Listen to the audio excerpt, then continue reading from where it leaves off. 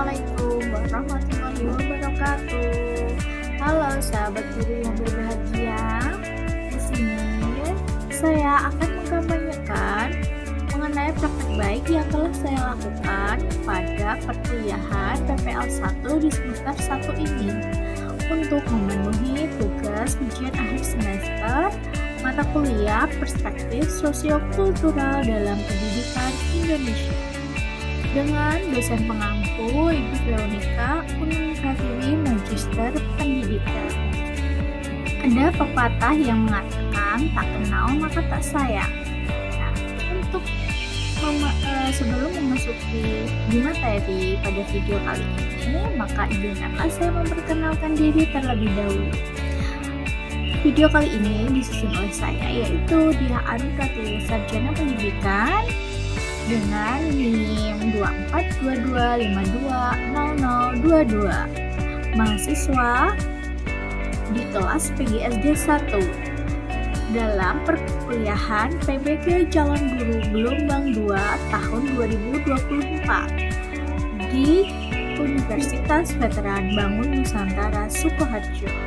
Pada video kali ini, kampanye praktek baik yang telah saya lakukan yaitu penerapan scaffolding pada Zone of Proximal Development atau ZPD untuk memenuhi kebutuhan belajar siswa kelas 4 SD Negeri Bularejo 3 pada mata pelajaran matematika.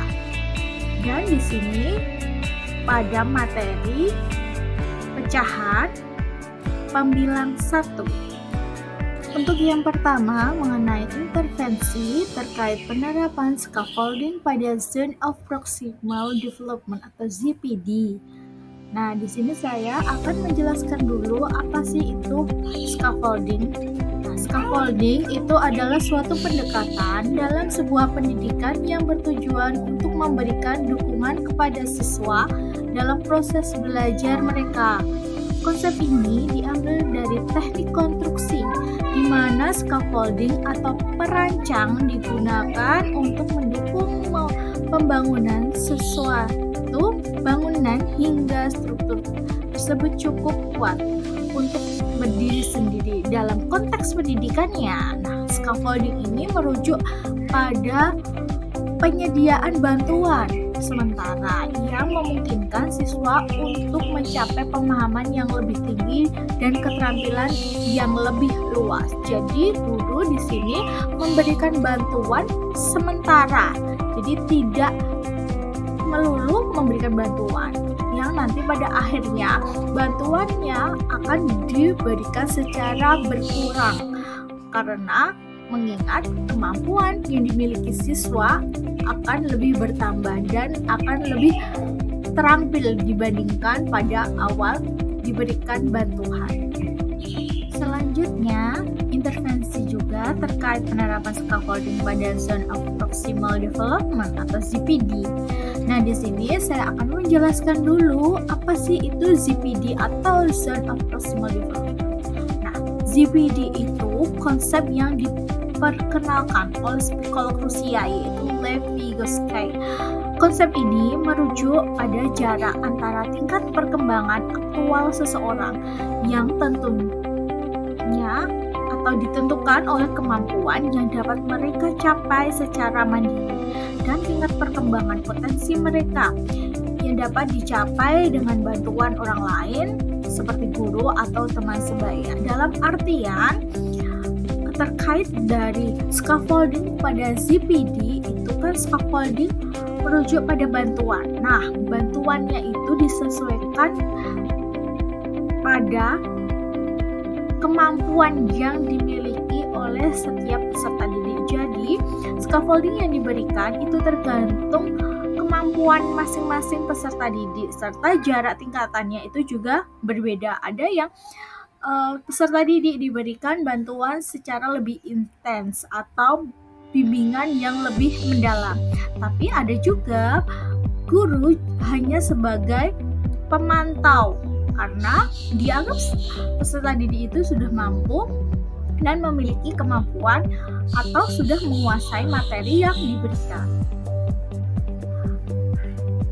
Penerapan scaffolding yang telah saya lakukan di sini salah satunya adalah pada siswa-siswi kelas 4 SD Negeri Bularejo 3 pada mata pelajaran matematika, materi atau topik pembilang dengan satuan satu dengan model pembelajaran problem based learning atau PBL. Nah, di sini saya pembagian kelompoknya berdasarkan pendekatannya menerapkan pendekatan CRT juga. Jadi sesuai dengan wilayah tempat tinggalnya, mengelompokkan siswa untuk berdiskusi. Nah, dengan tujuan dengan mereka berkelompok sesuai dengan kedekatan wilayah tempat tinggal, mereka mudah berinteraksi dan saling membantu. Nah, di sini materinya mengenai pembilang 1, pecahan dengan pembilang 1, saya hubungkan juga dengan keseharian, dengan makanan tradisional, kemudian dengan rumah adat juga, kemudian dengan pakaian tradisional, alat musik dan sebagainya. Nah, bantuan yang saya berikan di sini adalah ketika para siswa melakukan diskusi. Di sini saya membagikan lembar LKPD dan mereka berdiskusi. Di tengah perdiskusian saya juga memantau bagaimana perkembangan mereka selama diskusi dan ada beberapa kelompok yang memerlukan bantuan. Nah, di situ saya juga menerapkan scaffolding dalam membantu atau memberikan bimbingan arahan kepada peserta didik. Aktivitas penerapan scaffolding yang saya lakukan diantaranya yang pertama itu menyampaikan materi mengenai mata pelajaran matematika dengan materi pembahasan pecahan pembilang 1. Nah, selama penyampaian materi saya juga melakukan tanya jawab kepada peserta didik.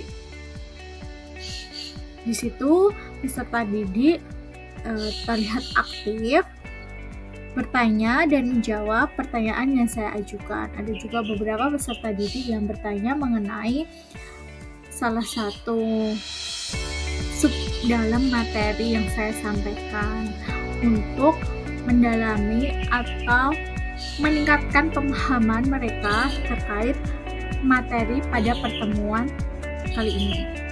Setelah penyampaian materi dan tanya jawab selesai dan peserta didik sudah mampu atau sudah merasa cukup mengerti mengenai materi yang telah saya sampaikan, selanjutnya saya mengelompokkan peserta didik berdasarkan pendekatan CRT, yaitu dengan melihat wilayah tempat tinggal mereka dengan harapan dengan mereka berdiskusi bersama teman yang tempat tinggalnya berdekatan, mereka lebih mudah berinteraksi, bersosial, dan berkolaborasi dengan baik dalam kelompok dan penugasan yang nantinya akan saya berikan. Setelah pengelompokan saya lakukan, saya membagi tugas LKPD yang sesuai dengan materi yang saya sampaikan pada hari itu dengan pendekatan CRT. Nah, di dalam LKPD tersebut, saya memuat mengenai kebudayaan yang ada dalam lingkungan tempat tinggal mereka, seperti ada makanan tradisional, rumah adat, kemudian hubungan mengenai kebudayaan yang ada di lingkungan mereka. Selama proses mengerjakan tugas atau mengerjakan LKPD secara berdiskusi, saya juga melakukan scaffolding, baik scaffolding yang intens kepada salah satu kelompok atau hanya seperti sebagai pemantau. Jadi ada salah satu kelompok yang memang membutuhkan scaffolding yang cukup intens karena kurangnya pemahaman mereka atau kemampuan yang mereka miliki belum seperti teman yang lainnya atau kelompok lainnya. Jadi di situ scaffolding yang saya berikan pendampingan yang saya berikan itu lebih sering atau lebih mendalam. Dan ada beberapa juga kelompok yang sudah menguasai materi tersebut. Jadi saya hanya memantau saja, kemudian hanya sesekali melihat dan bertanya sedikit, karena mereka sudah cukup baik dalam mengerjakan tugas atau LKPD yang saya berikan. Nah, setelah pendampingan nanti ada juga sesi presentasi. Jadi mereka memberikan demonstrasi hasil kerja mereka di depan kelas. Nah, setelah itu saya juga melakukan evaluasi terhadap pembelajaran dan hasil presentasi setiap peserta didik, serta penguatan untuk lebih memberikan semangat kepada peserta didik dan lebih percaya diri lagi di pertemuan yang akan datang. Hasil yang dicapai terkait scaffolding yang telah saya berikan selama proses pembelajaran. Yang pertama itu peserta didik aktif selama proses pembelajaran. Jadi mereka mulai menanyakan yang ditanyakan atau yang belum dipahami selama saya menyampaikan materi atau selama mereka berdiskusi. Dan mereka juga aktif menjawab pertanyaan dari saya. Kemudian lingkungan belajar yang lebih bermakna dan saling menghargai. Di sini setiap peserta didik memiliki pendapat yang berbeda-beda. Nah, di sini juga peserta didik yang lain itu menghargai pendapat dari teman-temannya. Walaupun mereka berbeda pendapat, tapi mereka saling menghargai dan mereka memiliki cara pandang sendiri mengenai pendapat mereka, sehingga kelas menjadi lebih berwarna dan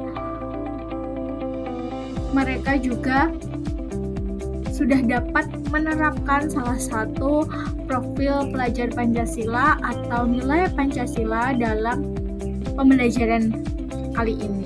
Kemudian peserta didik mudah memahami pembelajaran karena sesuai dengan kesehariannya ya.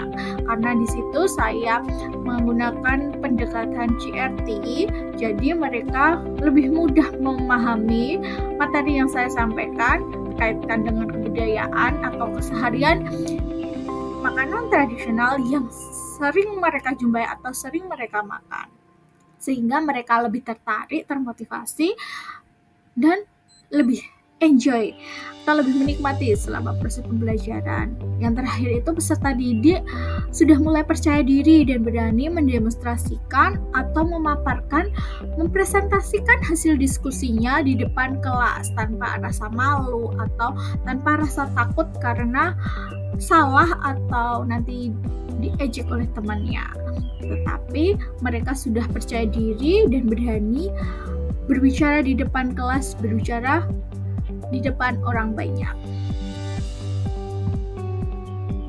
Untuk pembelajaran dan replikasi mengenai scaffolding pada ZPD kali ini, yaitu scaffolding dapat membantu siswa memahami konsep yang lebih kompleks, yang lebih banyak, yang mungkin sulit dipahami mereka sebelumnya, dengan memberikan dukungan atau bantuan yang diperlukan oleh siswa. Hal ini memungkinkan siswa untuk membangun pengetahuan secara bertahap. Jadi yang awalnya mereka belum sama sekali memahami, tapi perlahan mereka memahami dan memaknai mendalam mengenai materi yang disampaikan oleh guru. Dengan adanya scaffolding atau dukungan ini, siswa merasa lebih percaya diri, merasa lebih mampu, dan kurang cemas saat menghadapi tugas yang menantang. Jadi kecemasan mereka semakin berkurang, kepercayaan diri pada mereka itu semakin bertambah karena mereka telah menguasai materi yang diberikan. Mereka tahu bahwa bantuan tersedia jika diperlukan. Jadi mereka tidak akan sungkan-sungkan menanyakan atau meminta bantuan kepada teman sebaya atau guru di kelas. Walaupun mereka tidak mengetahui, tapi mereka akan merasakan hal baiknya, yaitu mereka merasa menguasai materi walaupun bertahap, tidak bisa langsung full, tetapi dengan proses yang bertahap ini materi atau pengetahuan yang mereka miliki lebih bermakna. Dengan menerapkan scaffolding pada ZPD di kelas 4 SD Negeri Bulak Rejo 3, mata pelajaran matematika materi pecahan dengan pembilang 1 berjalan dengan lancar dan sesuai dengan tujuan yang diharapkan oleh guru. Sekian mengenai video yang praktek baik yang dapat saya sampaikan, semoga bermanfaat. Terima kasih.